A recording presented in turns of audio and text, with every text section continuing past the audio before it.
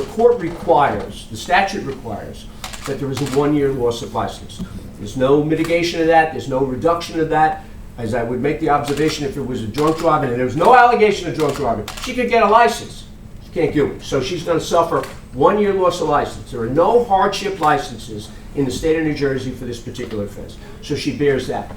Secondly, of course, there's an issue with regard to incarceration. I would respectfully suggest, Judge, the circumstances of the case, most of it is mitigating with no prior offenses. And while I alluded to, and while the statute requires the finding of injury, the individual was well attended by the Jersey City Police and EMTs that day, instantaneously in a busy neighborhood, serviced. Jersey City's medical center came down, examined him. My evidence in reviewing the medical records, it appears that he had an ankle injury.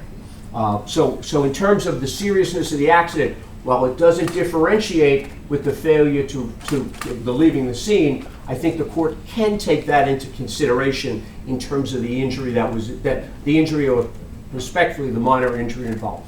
So I would ask there's no incarceration. Finally, Judge, it goes from $2,500 to $5,000.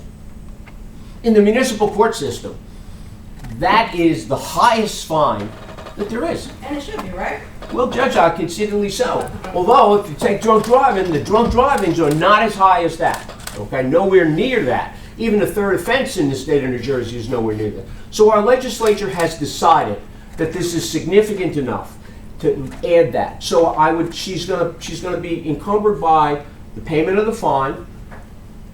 Thankfully you got Uber now, but she's a person who does education and moves around a little bit, so that will be a daily reminder to her that you can't do this particular offense. I say that in mitigation of the fine itself, Judge. I would respectfully suggest that the legislature in the $2,500 fine in this particular matter has well set a high enough benchmark that A, it would deter her as well as anybody else to do this.